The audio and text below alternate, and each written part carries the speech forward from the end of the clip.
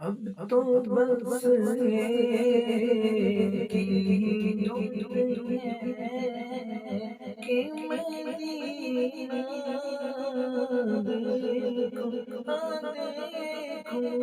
ورنہ اب تو بس ایک ہی دعا ہے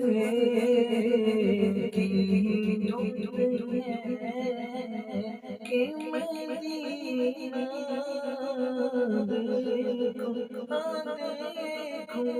ورنہ اب تو بس ایک ہی دعا ہے کہ مدینہ دیکھوں ورنہ الحمد لله الحمد لله وحده والصلاة والسلام على من لا نبي بعده أما بعد فأعوذ بالله من الشيطان الرجيم بسم الله الرحمن الرحيم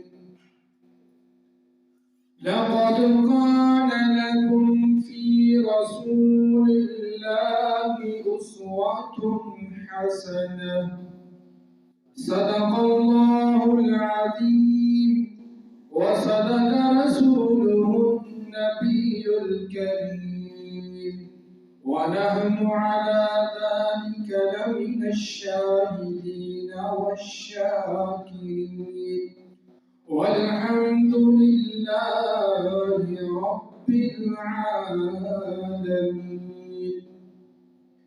قال الله تبارك وتعالى في القرآن المجيد والفرقان الحميد إن الله وملائكته يصلون على النبي يا أيها الذين آمنوا صلوا عليه وسلموا تسليما.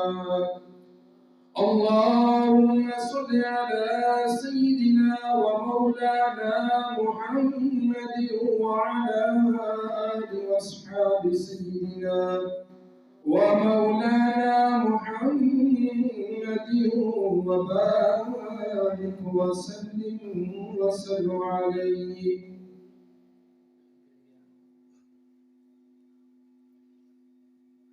برادران اسلام، اللہ تعالیٰ نے قرآن پاک میں ارشاد فرمایا لَقَدْ كَانَ لَكُمْ فِي رَسُولِ اللَّهِ أُسْوَةٌ حَسَنَةٌ. اے ایمان والو، بے شک تمہارے لیے اللہ کے رسول کی پاکیزہ زندگی میں اتباع فرمانبرداری کا بہترین نمونہ ہے، جس سے وہی لوگ فیض حاصل کر سکتے ہیں جن کا دل نور ایمان سے روشن ہے، جو اللہ سے ملاقات کی امید رکھتے ہیں، آخرت کے دن پر ایمان رکھتے ہیں اور اپنے رب کو کثرت سے یاد کرتے ہیں. زندگی ایک نہ ایک دن ختم ہو جانے والی ہے، کیونکہ نہ اس کو مصطفیٰ کریم صلی اللہ تعالی علیہ وآلہ وسلم کی سنتوں اور آپ کی پاکیزہ اداؤں کی روشنی میں گزارا جائے. پتہ نہیں کون سی ادا اللہ کو پسند آ جائے اور اس زندگی کا مول پڑ جائے. جس قوم نے اپنے نبی رسول صلی اللہ تعالی علیہ وآلہ وسلم کے طریقہ زندگی کو بھلا دیا، اللہ نے اس قوم کا نام و نشان مٹا دیا.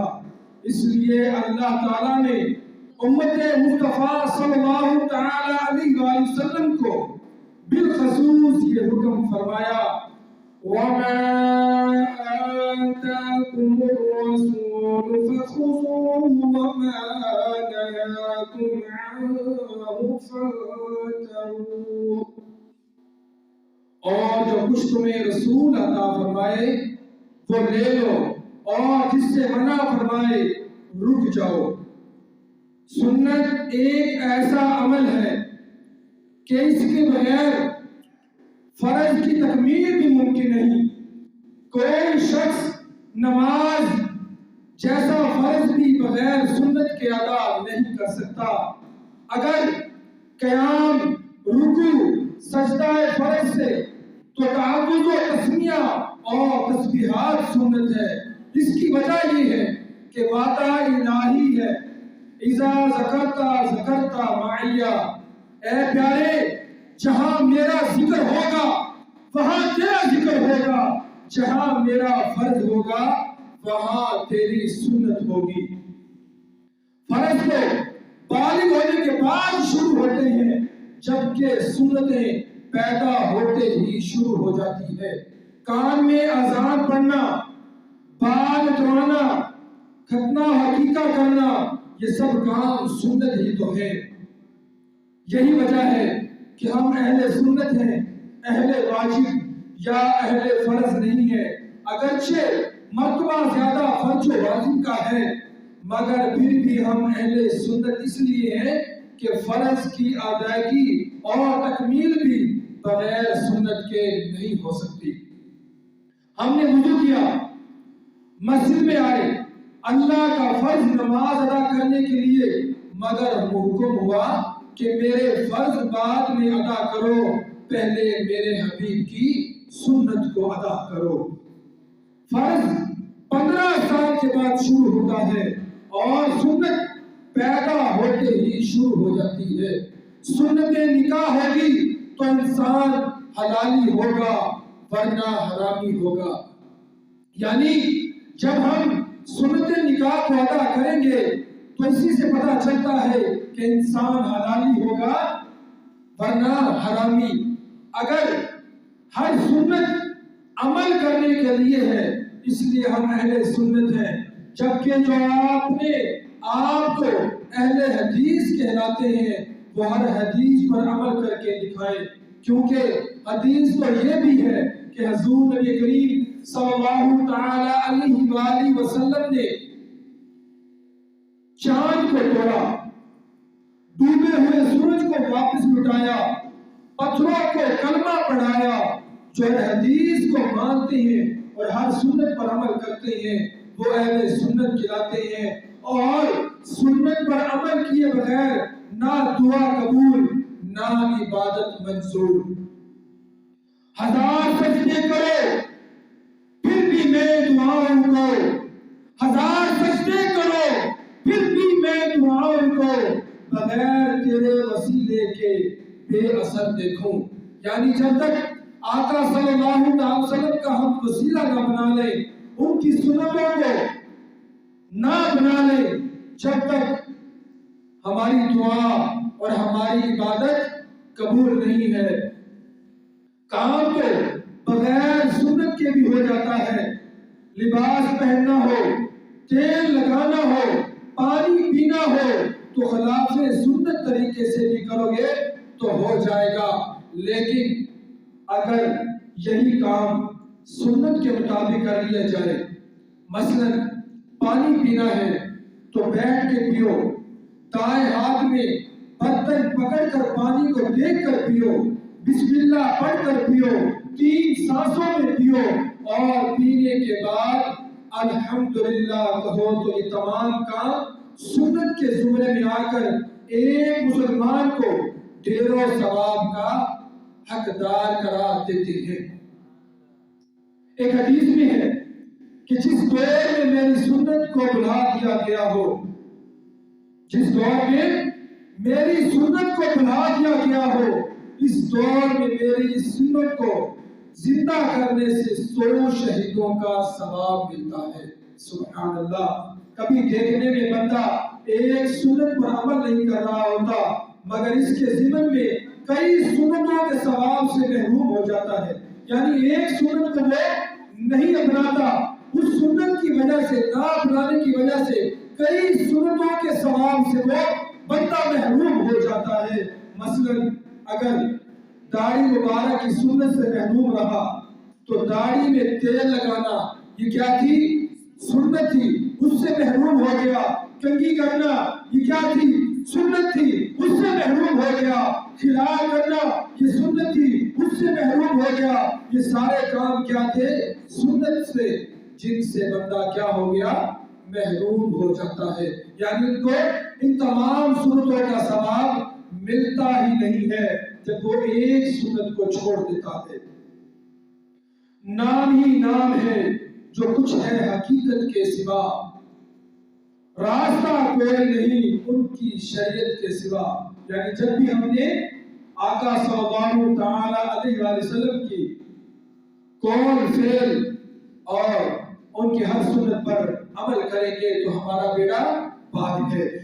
بچہ پیدا ہو تو روتا ہے، ڈاکٹر کہتے ہیں خوراک مانگتا ہے، مگر ہمارے آقا کی تعلیمات بتاتی ہے کہ خوراک تو ساری عمر کھاتا رہے گا، اب رو کر خوراک نہیں آزاد مانگ رہا ہے، تاکہ اس کو معلوم ہو کہ جس عالمی ارواح سے آیا ہوں اگر وہاں مصطفیٰ صلی اللہ تعالی علیہ وآلہ وسلم کی عظمت کے ڈنکے بج رہے ہیں تو جس جہاں میں آیا ہے وہاں بھی اس آقا کی شان میں اذانیں گونج رہی ہیں۔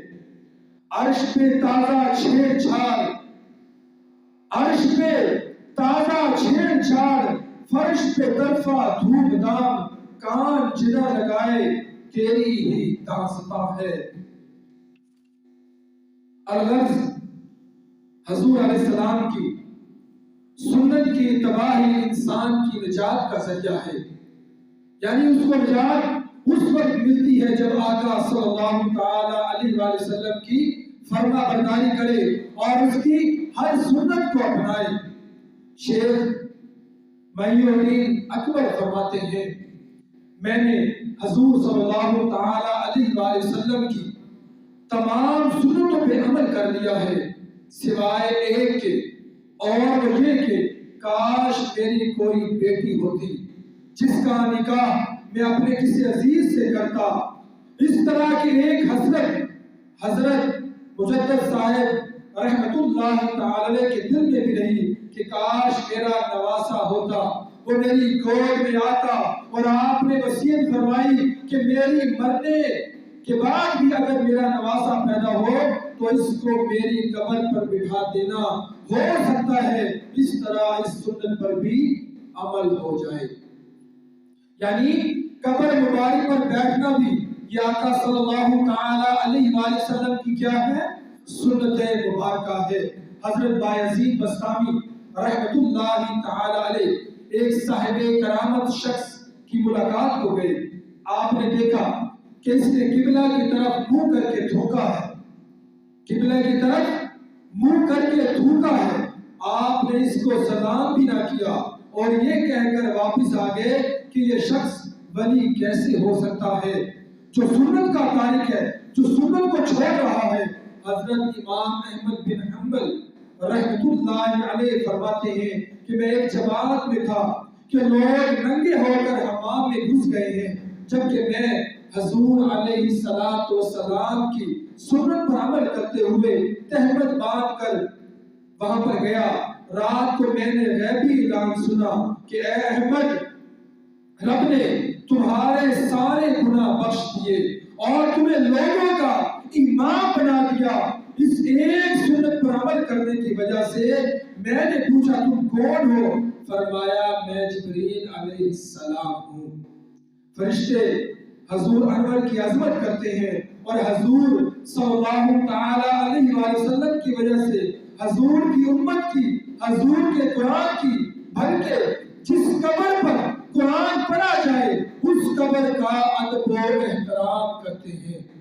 یعنی فرشتے بھی آقا صلی اللہ تعالی علیہ وآلہ وسلم کی امتی کی اتنی عزت اور احترام کرتے ہیں اور قرآن پاک کی بھی احترام کرتے ہیں، تو کتنے خوش قسمت ہمیں انسان کہ آقا صلی اللہ علیہ وسلم کی امتی میں پیدا ہوئے اور فرشتے بھی ہماری عزت کرتے ہیں۔ مثنوی شریف کے دفتر سوم کے آخر میں ایک عجیب حکایت لکھی۔ حکایت حضرت انس کے ہاں صحابہ کرام کی دعوت تھی۔ آئیں ذرا غور سے سنیے گا، یہ بار بار آپ لوگوں نے یہ بات سنی ہوئی ہے، توجہ کیجیے گا۔ آئین خانے کے وقت کپڑے کا دسترخوان جب بچھانے لگے تو وہ کیا تھا؟ میلا تھا۔ وہ دسترخوان کیا تھا؟ میلا تھا۔ آپ نے اپنی خادمہ کو حکم دیا کہ اسے جلتے ہوئے تندور میں ڈال دو، جلتے ہوئے تندور میں ڈال دو۔ مہمانوں نے تعجب کیا اور دھواں نکلنے جلنے کا انتظار کرنے لگے، مگر دیکھا کہ چند لمحوں کے بعد اسے آگ سے نکالا تو وہ بالکل محفوظ تھا۔ یعنی کپڑا جب آگ کے اندر چلا جائے تو جل جاتا ہے، لیکن حضرت انس رضی اللہ تعالی عنہ نے جو کپڑا جو دسترخوان تندور کے اندر ڈالا، آگ نے اس کو چھوا تک بھی نہیں، بلکہ کیا ہو گیا؟ وہ دسترخوان بالکل صاف ہو گیا۔ البتہ اس کا میل کچیل جو تھا وہ جل چکا تھا، دسترخوان صاف ہو گیا تھا۔ انہوں میں سے ایک نے پوچھا کہ اے صحابی رسول، یہ جلا کیوں نہیں؟ یہ دسترخوان تندور کے اندر ڈالنے کے بعد جلا کیوں نہیں؟ ایک دفعہ حضور نبی کریم صلی اللہ تعالی علیہ وآلہ وسلم نے، حضرت انس رضی اللہ تعالیٰ عنہ فرما رہے ہیں کہ ایک دفعہ حضور نبی کریم صلی اللہ تعالی علیہ وآلہ وسلم نے اس دسترخوان سے اپنا منہ اور ہاتھ مبارک پوچھ لیے تھے، جب سے یہ آگ میں جلا نہیں کرتا۔ فرماتے ہیں اے دل، اگر تجھے عذاب کی آگ سے ڈر لگتا ہے تو ان ہاتھوں اور ہونٹوں سے نسبت قائم کر۔ جب ان کی نسبت نے کپڑے کو جلنے سے بچا لیا تو عاشق رسول کو جلنے سے کیوں نہیں بچائے گی؟ یعنی یہاں سے ہمیں یہ پتہ چلتا ہے کہ جب آقا صلی اللہ تعالی علیہ وآلہ وسلم سے ہماری نسبت ہو جائے گی تو آقا صلی اللہ تعالی علیہ وآلہ وسلم قیامت کے دن ہماری ضرور سفارش کریں گے اور انشاءاللہ ہمارا بخشش کا سما ہوگا۔ جیو تو ساتھ سخن حرم کے تیرے پھیرو، مرو تو کھائیں مدینے کے مجھ کو مورو مار، لگے ہیں سنگ کو تیرے کو میرے نام سے عیب، تمہارے نام کا لگنا ہے میرے لیے عز و وقار۔ کسی سکھ کو کہا گیا، سکھ جو آپ لوگوں نے دیکھے ہوں گے، کسی سکھ کو کہا گیا کہ اپنی داڑھی کے ہر بال کے بدلے روپے 2 روپے 5 روپے دیتے جاؤ اور سارے بال اپنے اتار دو۔ تو اس نے کہا اگر جان بھی دے دو تو یہ سودا منظور نہیں، کیونکہ یہ ہمارے بابا گرو نانک کا حکم ہے۔ میں اتنا بے غیرت نہیں ہوں کہ پیسوں کے بدلے میں اپنے بابے کا حکم ٹھکرا دوں۔ مگر ہائے مسلمان، تمہیں کیا ہو گیا ہے کہ تو پیسے بھی جیب سے دیتا ہے اور اپنے محبوب علیہ السلام کی پیاری پیاری سنت کو منڈوا کر گندی نالیوں میں پھینک دیتا ہے۔ یعنی داڑھی مبارک پیسے بھی خود ہی دیتا ہے حمام والوں کو، اور داڑھی مبارک کٹوا کر اس کے بعد نالیوں میں بھگوا آتا ہے۔ اس گھر کو آگ لگ گئی گھر کے چراغ سے۔ آپ کہتے ہیں کہ سنی وہ ہوتا ہے جو سنی سنائی بات پر عمل کرے۔ میں کہتا ہوں آپ غلط سمجھے، سنی تو وہ ہوتا ہے جو مر کر بھی حضور کی سنت کو نہ چھوڑے، اور جس کو دیکھنے سے حضور علیہ السلام کی سنت یاد آ جائے اور اس کو ہر وقت یہی فکر و دامن گیر رہے کہ تم تو یہ ہے کہ دل کے جلنے سے تیری تصویر جل رہی ہوگی۔ تم نبی کی سنت کی توہین میں اپنی عزت تلاش کرتے ہو، اور حسن و جمال کے لیے اپنے آقا کی سنت پاک کا منہ جلاتے ہو، انگریز کی نکالی کرتے ہو سکتا ہے کہ سارا کچھ کر کے بھی تمہیں کوئی دیکھنا بھی گوارا نہ کرے۔ یعنی ہم اپنے حسن و جمال کے لیے، اپنی خوبصورتی کے لیے آقا صلی اللہ تعالی وسلم کی پیاری پیاری سنت داڑھی مبارک کو کٹوا لیتے ہیں کہ ہم خوبصورت ہو جائیں گے، لوگ ہمیں خوبصورت کہیں گے۔ لیکن کٹوانے کے بعد کیا آپ لوگوں کی توقع ہے کہ لوگ آپ کو خوبصورت کہیں گے، حسن و جمال کہیں گے؟ ہم کبھی بھی لوگوں کے اوپر یہ توقع نہیں کر سکتے۔ مگر محبوب خدا کی سنت اپناؤ گے تو خدائی دیکھے نہ دیکھے خدا ضرور تمہیں محبت سے دیکھے گا، اور نہ صرف دیکھے گا بلکہ یحببکم اللہ، وہ تمہیں اپنا محبوب بنا دے گا۔ دنیا و آخرت کی عزت حضور صلی اللہ تعالی علیہ وآلہ وسلم کے قدموں سے وابستہ ہے، اور سارے جہان کا حسن و جمال تو حضور کی بابرکت اداؤں میں ہے۔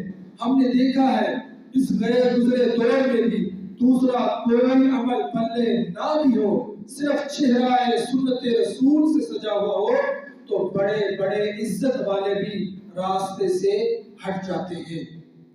جب ایک سنت کا کمال یہ ہے، یعنی ایک سنت مبارکہ داڑھی مبارک رکھنے کا کمال یہ ہے، تو جو سراپا سنت بن جائے، یعنی تمام سنتوں پر عمل کر لے، تو اس کی شان کا اندازہ کون کر سکتا ہے؟ اے مسلمانوں، کہاں جا رہے ہو؟ ناول پڑھتے ہو جن میں جھوٹ ہی جھوٹ بنا ہوا ہوتا ہے، اور قرآن سے اعراض کرتے ہو، قرآن پڑھنے سے دور ہو جاتے ہو، جس میں قصے بھی ہیں اور احکام بھی ہیں، غیب کی خبریں بھی ہیں۔ ڈائجسٹ کے بجائے اپنے نبی کی حدیث پڑھنے کا دلوں میں شوق پیدا کرو۔ جوئے کی گولیوں سے کھیلنے کے بجائے تسبیح کے دانوں سے دل کو سکون بخشو۔ انگریز کی نقل کرنے کے بجائے محمد عربی سے اپنے تعلق کو مضبوط کر لو۔ دنیا کی معمولی شرمندگی میں بھی ہم برداشت نہیں کر سکتے اور اس سے بچنے کے لیے جان تک لڑا دیتے ہیں، مگر آخرت کی شرمندگی سے بچنے کے لیے بھی تو کوئی انتظام کرو۔ بزرگان دین میں سے بعض نے تو ساری عمر کئی پھل اس لیے نہیں کھائے کہ اس بارے میں ہمیں معلوم نہیں کہ یہ سنت کیا ہے، لہذا ساری عمر اس پھل کو ہاتھ نہ لگایا۔ ہم ان کو ماننے کی بات تو کرتے ہیں، مگر ہمارا فعل ہمارے قول کی تردید کرنے کے لیے کافی ہے۔ مولانا روم فرماتے ہیں کہ ایک شخص نے اپنے گھر کی کھڑکی مسجد کی طرف نکالی، اور اس سے کسی بزرگ نے پوچھا کہ اس سے تیرا کیا ارادہ ہے؟ جو کھڑکی مسجد کی طرف نکالی ہے اس کا کیا ارادہ ہے؟ اس بزرگ نے فرمایا یہی کہ مسجد کی آب و ہوا اور خوشبو میرے گھر میں آئے گی۔ فرمایا کاش تو یہ نیت کر لیتا کہ اذان تلاوت کی آواز میرے گھر میں آئے گی، مسجد سے اذان اور تلاوت کی آواز میرے گھر میں آئے گی تو خوشبو اور ہوا تو پھر بھی آتی رہتی، مگر اس نیک نیتی کا ثواب بھی تمہیں ملتا رہتا۔ ہم جیسے ہی کم ہمتوں کے بارے میں ریس کی ایک مزاحیہ ربائی ہے۔ اس دور کا انسان سائنس سے بڑا متاثر ہے اور ہر کام کرنے سے پہلے اس کے دنیاوی فائدے کے متعلق سوچتا ہے۔ آج کی تقریر میں اختصار کے ساتھ اس موضوع پر بھی اظہار خیال ہوگا۔ آئیے جائزہ لیتے ہیں کہ حضور نبی کریم صلی اللہ تعالی علیہ وآلہ وسلم کے مبارک طریقوں میں کس قدر فائدے ہیں، مگر اس سے پہلے ایک تمہید کا ہونا ضروری ہے۔ اس کائنات میں اللہ تعالیٰ نے جو بھی نبی اور رسول مبعوث فرمایا، اس کو دیگر معجزات کے علاوہ کوئی ایک ایسا معجزہ بھی عطا کیا جو لوگوں کے اس کمال کے ساتھ ظاہری مشابہت رکھتا تھا، جس کو اس دور کے لوگ اس دور کا سب سے بڑا کمال سمجھتے تھے، اگرچہ وہ ناجائز ہو، باطل ہی کیوں نہ ہوتا، لیکن چونکہ لوگوں کی نگاہوں میں وہ کمال سمجھا جاتا تھا، اس لیے اللہ تعالیٰ نے اپنے نبی کو غلبہ عطا فرمانے کے لیے معجزے کے سامنے اس کمال کو مغلوب فرمایا۔ مثلا عیسیٰ علیہ السلام کے دور میں حکمت عروج پر تھی، یعنی حکیم بنا بہت زیادہ تھا۔ جب حکمہ علاج کے ذریعے بیمار کو تندرست کرنے کا دعویٰ کرتے تو آپ لا علاج مریضوں کو ہاتھ لگا کر اللہ کے حکم سے تندرست فرما دیتے، اندھوں کو بینا کر دیتے اور مردوں کو زندہ فرما دیتے۔ لہٰذا آپ کے سامنے سارے حکماء عاجز آ گئے۔ موسیٰ علیہ السلام اور سلیمان علیہ السلام کے دور میں جادو کو بہت بڑا کمال سمجھا جاتا تھا اور جادو بڑا عروج پر تھا۔ جب فرعون کے دربار میں جادوگروں نے رسیاں پھینکی جو سانپ نظر آنے لگے تو اللہ کے نبی موسیٰ علیہ السلام نے اپنا عصا مبارک پھینکا جو اگرچہ معجزہ تھا مگر بظاہر ان کے کمال سے مشابہت رکھتا تھا، جس نے ساری رسیاں نگل لی۔ اس طرح اللہ نے اپنے نبی کو غلبہ عطا فرما دیا۔ سلیمان علیہ السلام ہوا کے کندھوں پر اپنا تخت اٹھائے پھرتے تھے۔ صالح علیہ السلام کے دور میں پہاڑوں کو خرید کر محل بنانے کو بہت بڑا کمال سمجھا جاتا تھا۔ وَتَنْحِتُونَ مِنَ الْجِبَالِ بُيُوتًا فَارِهِينَ، اور جب آپ نے پتھر سے اونٹنی کو نکال دکھایا تو اس کمال کے سامنے وہ لوگ بے بس ہو گئے۔ چونکہ حضور علیہ السلام کے زمانہ نبوت اور رسالت میں سائنسی علوم و تحقیقات کو کمال سمجھا جاتا تھا، لہٰذا آپ نے اس حوالے سے ایسی تعلیمات عطا فرمائی کہ آج سائنسدان ان کے سامنے تنگ بدنا نظر آتی ہے۔ آج سائنس بھی اس حقیقت کو تسلیم کر چکی ہے کہ ہر جاندار کو پانی سے پیدا کیا گیا ہے اور کائنات کا آغاز پانی سے ہوا، جبکہ حضور علیہ السلام نے 1400 سال پہلے ہی یہی کچھ فرما دیا۔ وَجَعَلْنَا مِنَ الْمَاءِ كُلَّ شَيْءٍ حَيٍّ۔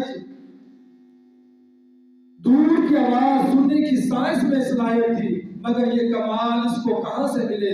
ہمارے آقا اپنی والدہ ماجدہ کے بطن اقدس میں لوح محفوظ میں چلتے قلم کی آواز سن رہے ہیں اور سائنسی توالات کے ذریعے آواز دور تک پہنچاتی ہے، جبکہ حضور کے غلام بغیر کسی آلے کے مدینے میں بیٹھ کر سینکڑوں میل دور نہاون میں اپنی آواز پہنچا رہے ہیں۔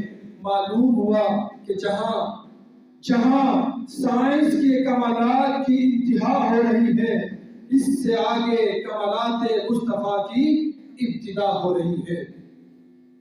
ٹی وی کی اسکرین کے ذریعے دور کی چیز دیکھنا سائنس کا کمال ہے، مگر ابھی ان کو یہ کمال نصیب نہیں ہوا اور نہ قیامت تک ہو سکتا ہے کہ مدینے میں بیٹھ کر حبشہ میں ہونے والی جنگ کا آنکھوں دیکھا حال بیان کرے اور وہ بھی بغیر کسی ذریعے اور آلے کے، اور مسجد نبی کے مصلی پر کھڑے ہو کر جنت دوزخ کو اپنی آنکھوں سے دیکھ سکے۔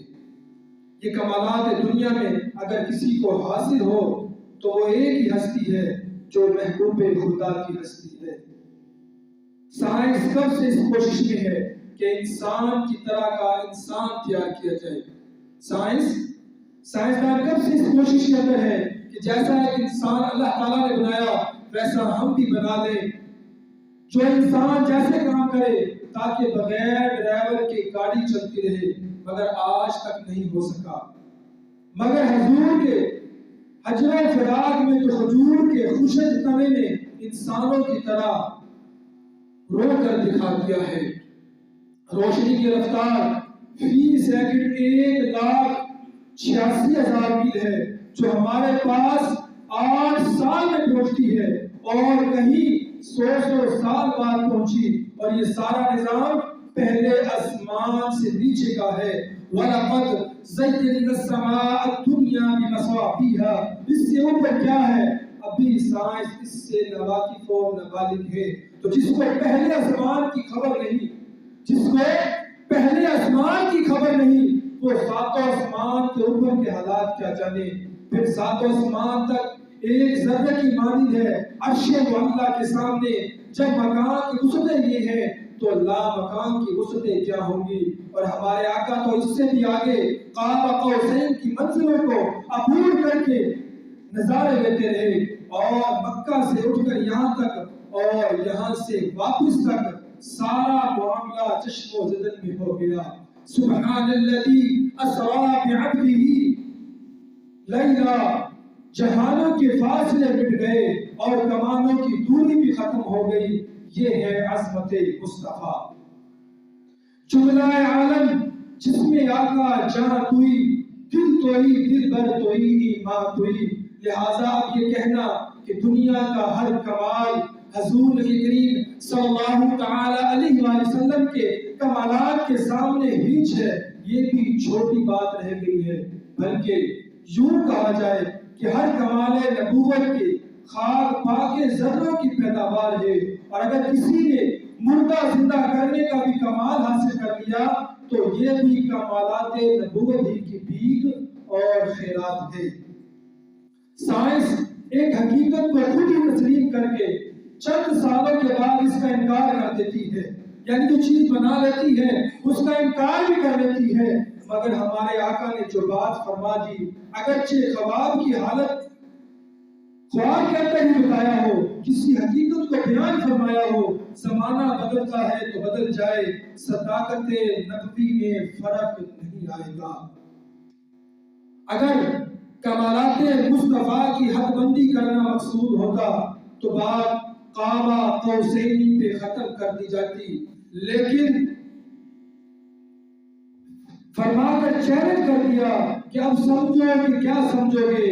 قاب قوسین تک تو بات پھر بھی سمجھ میں آتی تھی، اس کی آگے زبانیں بند کر لو، بس یہ کہو کہ خالق مخلوق کا فرق ہی باقی رہ گیا ہے۔ جس طرح اس فرق کو مٹانے کی اجازت نہیں، اسی طرح کوئی اور فرق لانے کی بھی اجازت نہیں۔ تم ذات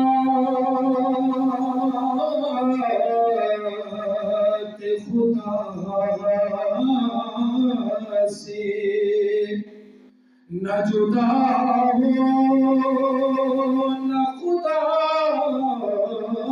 ہو، تم ذات خدا سے نہ جدا ہو نہ خدا ہو، اللہ کو معلوم ہے کیا جانے کیا ہو، تم ذات خدا سے نہ جدا نہ خدا ہو، اللہ کو معلوم ہے کیا جانے کیا ہو۔ اس لیے فَأَوْحَىٰ إِلَىٰ عَبْدِهِ مَا أَوْحَىٰ کے پردے میں حقیقت معراج کو بیان فرمایا، کیونکہ جب محبوب کی صفات کی حد نہیں، چاند سے چاہو قرآن پڑھ لو۔ جئنا بك على هؤلاء شهيدا وما أرسلناك إلا رحمة للعالمين وكان فضل الله عليك عظيما۔ تو ذات و صفات خدا بندی سے تو ویسے ہی لامحدود ہے، نہ اس کی عظمت و الفاظ کے احاطے میں آ سکتی ہے، نہ اس کی اور یہ رنگ حضور کی ذمہ داریوں میں پیدا کر دیا۔ مثلا ادعو الى سبیل ربک یا ایھا المدثر قم فانذر یا ایھا الرسول بلغ ما انزل الیک من ربک۔ کس کو بلانا ہے رب کی راہ کی طرف، کس کو ڈرانا ہے، کس کو پیغام پہنچانا ہے، اس کا ذکر نہیں، کیونکہ حکم دینے والے کی خدائی لامحدود ہے، اور جس کو حکم دیا جا رہا ہے اس کی مصطفیٰ لامحدود ہے۔ اگر خاموش رہو تو تم ہی ہے سب کچھ، اگر خاموش رہو تو تو ہی ہے سب کچھ، جو کچھ کہا تو تیرا حسن ہوگا محدود۔ اللہ تعالیٰ نے قرآن مجید میں مسجد قباء کے نمازیوں کے بارے میں فرمایا، مسجد قباء کے نمازوں کے بارے میں فرمایا فیہ رجال یحبون ان یتطہروا، اس میں ایسے لوگ نمازی ہیں جو خوب صاف ستھرا ہونا پسند کرتے ہیں۔ جب ان سے پوچھا گیا کہ تم کیسے طہارت کرتے ہو تو انہوں نے بتایا ہم قضائے حاجت کے بعد بھیلے اور پھر پانی استعمال کرتے ہیں۔ آج اگرچہ سائنس والوں نے ٹشو کو استعمال کرنے کی بات کی ہے، ٹشو کو استعمال کرنے کی بات کی ہے، مگر وہ خود ہی کہتے ہیں کہ اس سے بہانے کی جگہ پہ ایک پھوڑا نکلنے کا خطرہ ہے۔ ٹشو کو استعمال کرنے سے ایک پھوڑا نکل آتا ہے جس کا علاج سوائے آپریشن کے کوئی نہیں، جبکہ پانی استعمال کرنے والے اس بیماری سے محفوظ رہتے ہیں۔ اس طرح ٹشو کے استعمال سے پیشاب کے راستے اور گردوں میں پیپ پیدا ہو جانے کا امکان ہوتا ہے۔ بالخصوص عورتوں کو معلوم ہوا ان بیماریوں کا علاج مغربی تعلیم میں نہیں بلکہ فتح کی شفا بخشش حکم ربانی میں ہے۔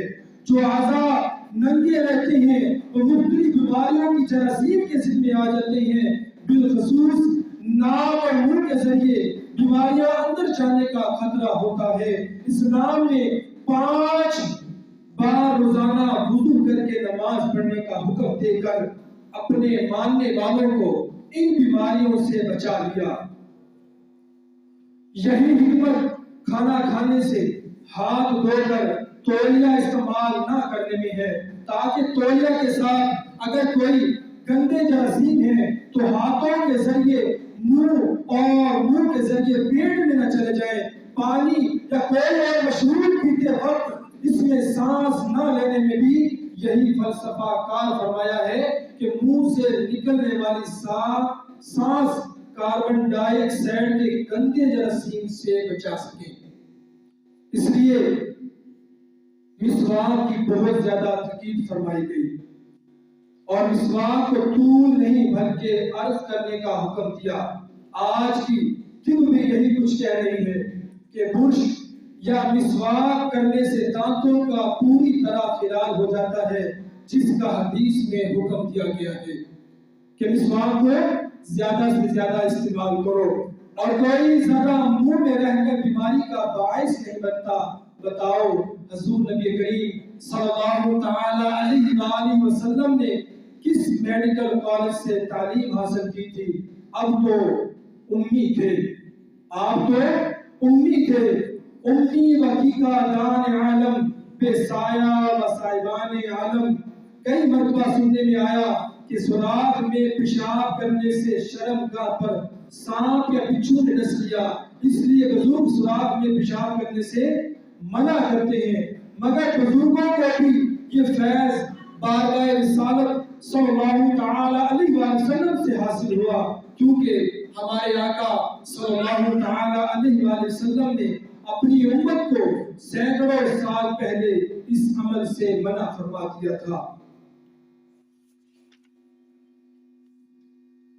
کم خوری ہزاروں بیماریوں سے نجات دلاتی ہے، اور یہی اسلام کی تعلیمات ہے کہ پیٹ کا ایک حصہ کھانے کے لیے، ایک پانی کے لیے اور 1/3 سانس کے لیے رکھو۔ ہم کہتے ہیں کہ سارا پیٹ کھانے سے بھرو، پانی اپنی جگہ خود بنا لے گا، اور ساہدہ کی وسع آوے نہ آوے۔ شیخ سعدی رحمت اللہ تعالی نے گلستان میں لکھا کہ کسی علاقے کے بادشاہ نے حضور نبی کریم صلی اللہ تعالی علیہ وآلہ وسلم کی بارگاہ میں ایک حکیم کو بھیجا کہ آپ کے غلام جب بیمار ہو تو ان کا علاج معالجہ کرے، لیکن ایک عرصہ تک مدینہ میں رہا اور کوئی بھی بیمار اس کے پاس نہ گیا، کوئی بھی بیمار اس کے پاس نہ گیا۔ آخر واپس جانے کی اجازت طلب کرنے کے ساتھ سوال کیا کہ وجہ کیا ہے کہ یہاں کے لوگ بیمار کیوں نہیں ہوتے؟ تو اس کو بتایا گیا کہ یہ لوگ اپنے نبی کی تعلیم پر عمل کرتے ہوئے اس وقت کھاتے ہیں جب ان کو خوب بھوک لگتی ہے، اس وقت چھوڑ دیتے ہیں جب ابھی بھوک باقی رہتی ہے۔ دل کے تمام امراض بسیار خون کی پیداوار ہے، اس سے دل کی رگیں وال بند ہوتے ہیں، موٹاپا بلڈ پریشر کے امراض جنم لیتے ہیں۔ اگر ان تمام بیماریوں کا علاج اس ایک سنت کم کھانے پر عمل کرنے سے ہو جائے تو اور کیا چاہیے؟ گویا اس سے ظاہر بھی سنورتا ہے اور باطن بھی نورانیت پیدا ہوتی ہے۔ چند اشعار ملاحظہ فرمائیے جن میں ہم صحت و تندرستی کے بارے میں حکمت کے اصول بڑے خوبصورت انداز میں سنتے ہیں۔ جہاں تک کام چلتا ہے غذا سے، وہاں تک چاہیے بچنا دوا سے۔ شعروں کو ذرا اچھے طریقے سے سمجھیے گا۔ جہاں تک کام چلتا ہے غذا سے، وہاں تک چاہیے بچنا دوا سے۔ اگر تجھ کو لگے جاڑے میں سردی، اگر تجھ کو لگے جاڑے میں سردی، تو استعمال کر انڈوں کی زردی۔ جو ہے محسوس معدے میں گرانی، تو پی لے سونف یا ادرک کا پانی۔ اگر خون کم ہے اور بلغم ہے زیادہ، تو کھا گاجر چنے شلغم زیادہ۔ جگر کے بل پہ ہے انسان جیتا، جگر کے بل پہ ہے انسان جیتا۔ اگر ذوق جگر ہے کھا پیتا، تھکن سے ہو اگر عضلات ڈھیلے، تو فوراً دودھ گرما گرم پی لے۔ جو طاقت میں کمی ہوتی ہے محسوس، تو مصری کی ڈلی ملتان کی جوس۔ زیادہ اگر دھماکی ہے تیرا کام، تو کھا لے شہد کے ہمراہ بادام۔ اگر ہے قلب میں گرمی کا احساس، مربع آملہ کھا اور اناناس۔ یہ ہے تو شعر، لیکن آپ لوگوں کو بتایا جا رہا ہے جو دکھتا ہے گلا نزلے کے مارے، جو دکھتا ہے گلا نزلے کے مارے، تو کر نمکین پانی کے غرارے۔ گائے کے گوشت کے بارے میں اب تحقیق سامنے آئی ہے کہ اس میں ایک کیڑا ہوتا ہے جس سے کچھ امراض قابل علاج جنم لیتی ہے، جن کا تعلق پیٹ سے ہوتا ہے۔ حضور نبی کریم صلی اللہ تعالی علیہ وآلہ وسلم نے آج سے سینکڑوں سال پہلے، جبکہ کوئی اس کیڑے کا نام بھی نہیں جانتا تھا، فرما کر اس کا دودھ پینے، گھی کھانے اور اس میں شفا دوا کی نشاندہی فرمائی اور گوشت سے پرہیز کا اشارہ بھی دے دیا۔ مگر گوشت کھانا حلال ہے، جس طرح طلاق میں کراہت کے باوجود اس کو جائز رکھا ہے۔ بکرے کی گردن کے گوشت کو مفید قرار دیا گیا ہے کیونکہ اس میں چربی کم ہوتی ہے۔ جس میں چربی زیادہ ہو اس سے بیماری کا زیادہ امکان ہوتا ہے، اس لیے جنت میں پرندوں کا گوشت ہوگا۔ ایسے ہی جن جانوروں کو حرام قرار دیا گیا ہے ان میں بے شمار نقصانات ہوتے ہیں۔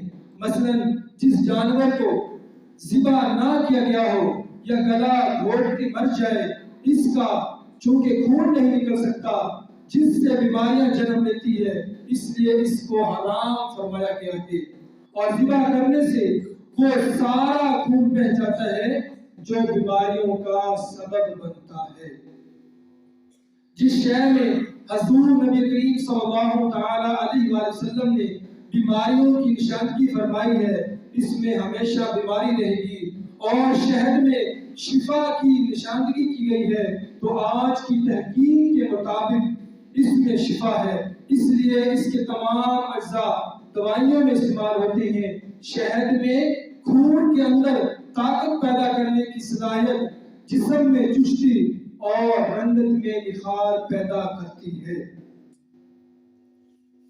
پرانے لوگ گرمی کے بخار کا علاج پانی سے کرتے تھے، جبکہ پرانی سائنس اس کا انکار کرتی تھی کہ بخار والے پر پانی نہیں ڈالنا چاہیے، اور آج خود ڈاکٹر ہائی بخار کا علاج پانی سے بھر کے برف کی پٹیوں سے کرتے ہیں۔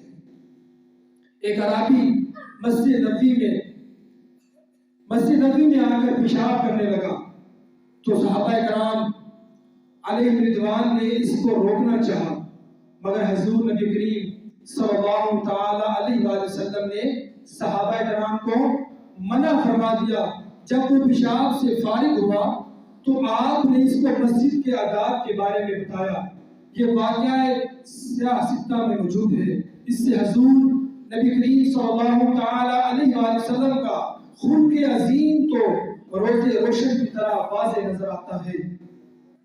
ایک اور نقطہ بھی اس میں موجود ہے جو اب ظاہر ہوا ہے، جب ماہر طب نے ہمیں بتایا کہ پیشاب اگر آدھا روک دیا جائے، تو کوئی انسان پیشاب کر رہا ہو اور آدھا پیشاب روک دیا جائے تو اس سے مثانے کے برباد ہونے کا خطرہ ہے۔ توجہ سے ذرا آپ سن لیجئے، جب کوئی انسان پیشاب کر رہا ہو تو کسی وجہ سے پیشاب کرتے اس کو روک دیا جائے اور اس نے ابھی آدھا پیشاب کیا ہے تو اس کے مثانے کے برباد ہونے کا خطرہ ہے۔ مگر اس وقت یہ نقطہ کون جانتا ہے سوائے محبوب خدا؟ طب کے ہر چشمے سے ہمارے آقا صلی اللہ تعالی علیہ وآلہ وسلم کے قدموں سے پھوٹتے ہیں، گدائی لے کر غیروں کے در پہ کیوں جاتے ہیں اور ان کے قصیدے پڑھتے پڑھتے کیوں نہیں تھکتے؟ لیکن سنو اور کان کھول کر سنو، حقیقت کو چھپایا نہیں جا سکتا، اور اگر تم کھلی آنکھوں سے یہ حقائق دیکھ کر بھی اپنے نبی کی تعلیمات سے اعراض کرو گے، منہ پھیرو گے، تو اس کے سوا کیا کہا جا سکتا ہے؟ ایک ڈاکٹر نے مجھے خود بتایا کہ ہم نے کتابوں سے یہ مسئلہ پڑھا تھا کہ قضائے حاجت کرتے ہوئے دائیں پاؤں کی ایڑی اٹھا کر اور بایاں پاؤں پورا زمین پر لگا کر بیٹھنا چاہیے، مگر بات سمجھ میں اب آئی جب میڈیکل کالج میں گئے اور انسانی بدن کے سسٹم کو ملاحظہ کیا، اللہ تعالیٰ نے آنتڑیوں کو اس طرح کا بنایا ہے کہ مذکورہ طریقے سے بیٹھا جائے تو نالیوں سے غلاظت کا اخراج آسانی سے ہو جاتا ہے۔ نماز ایسی عبادت ہے کہ اللہ تعالیٰ کے قرب کا ذریعہ ہونے کے ساتھ ساتھ اس میں دائمی ورزش کی وجہ سے جسمانی صحت کا راز بھی ہے، اور ورزش بہت زیادہ مفید ہے۔ نماز میں اگرچہ بندے کی ہلکی پھلکی ورزش ہو جاتی ہے، لیکن اگر صحیح طریقے سے تمام سنن اور مستحبات کی ساتھ ادا کی جائے تو کافی حد تک جسم کی ورزش بھی ہو جاتی ہے، اور بغیر آداب کے سستی کے ساتھ نماز ادا کرنے کو قرآن میں منافق کی نماز قرار دیا گیا ہے۔ ورزش سے شریانوں میں جمی ہوئی چربی پگھل جاتی ہے۔ صبح کے وقت چونکہ پیٹ خالی ہوتا ہے اس لیے 4 رکعت نماز مقرر ہوئی۔ دوپہر کو کھانا کھانے کے بعد کچھ زیادہ ورزش کی ضرورت ہوتی ہے، لہذا 12 رکعت کا حکم دیا گیا۔ رات کو کھانا کھانے کے بعد چونکہ نیند کرنی ہوتی ہے اس لیے کچھ زیادہ ورزش کی ضرورت تھی تو 17 رکعت رکھی گئی۔ رمضان شریف میں عموماً افطاری کے وقت زیادہ کھایا جاتا ہے تو ساتھ 20 تراویح بھی رکھ دی گئی تاکہ بسیار خون کی وجہ سے گڑبڑ نہ ہو جائے۔ پھر نماز کے لیے استنجا اور وضو کے بعد تکبیر تحریمہ کہہ کر ایک خاص طریقے سے کھڑا ہونا کہ پاؤں کی انگلیوں کا رخ قبلہ کی طرف ہو، ہاتھ کو خاص انداز سے ناک کے نیچے باندھنے کے دائیں ہاتھ کے درمیان والی 3 انگلیاں بائیں ہاتھ کی کلائیوں کے اوپر ہو، انگوٹھے اور چھریوں سے دائرہ بنا کر بازو کو پکڑا جائے، قیام میں سیدھا کھڑا ہونا، رکوع میں سر کو پشت کے برابر رکھنا کہ اگر پیٹھ پہ پانی کا پیالہ بھر کر رکھا جائے تو پانی پیٹھ سے نہ گرے، ہاتھ گھٹنوں پہ رکھنا اور ٹانگیں سیدھی رکھنا پورے جسم کی کتنی شاندار ورزش ہے۔ پھر سجدے میں کلائیوں کو زمین پہ نہ بچھانا، ہاتھ پاؤں کی انگلیوں کو زمین پہ دبا کے رکھنا کہ ان کے پیٹ زمین پہ لگے، تعدیل ارکان اور نظر کو ہر رکن میں خاص جگہ پر رکھنا، تشہد میں بیٹھنے کا خاص انداز کو بایاں پاؤں بچھا کر رکھنا اور دایاں کھڑا رکھنا، اس سے جسم میں چستی پیدا ہوتی ہے۔ سلام پھیرتے وقت گردن کو دونوں طرف پھیرنا سر اور گردن کی ورزش ہوتی ہے۔ اسی طرح عبادت بھی ہو گئی اور ہر عضو کی ہلکی پھلکی ورزش بھی جو صحت کی ضمانت ہے اور دین اسلام کی تعلیمات میں بھی شامل ہے۔ باجماعت نماز پڑھنے کے لیے صفوں کو بالکل سیدھا رکھنے کی تعلیم فرمائی گئی اور فرمایا کہ اگر صفیں سیدھی رکھو گے تمہارے دل سیدھے رہیں گے اور اگر ٹیڑھی کرو گے تو دل ٹیڑھے ہو جائیں گے۔ آج تک لوگ حیران تھے کہ سب کے سیدھا اور ٹیڑھا ہونے سے دل کے سیدھا اور ٹیڑھا ہونے کا کیا تعلق، مگر ماہرین نفسیات نے بتا دیا کہ ظاہر اعمال باطن میں اثر انداز ہوتے ہیں۔ ظلم کرنے سے، دل سخت گناہ کرنے سے دل کا سیاہ ہونا بھی اس قبیل سے ہے۔ اللہ تعالیٰ سے دعا ہے جو کچھ آج ہم نے اس موضوع کے اندر سنا ہے اس پر عمل کرنے کی توفیق عطا فرمائے۔ آقا صلی اللہ تعالی علیہ وسلم کے ہر فرامین پر عمل کرنے کی توفیق عطا فرمائے اور آقا صلی اللہ تعالی علیہ وسلم کی ہر سنت کو اپنانے والا بنائے۔ آمین بجاہ النبی الامین صلی اللہ تعالی علیہ وآلہ وسلم۔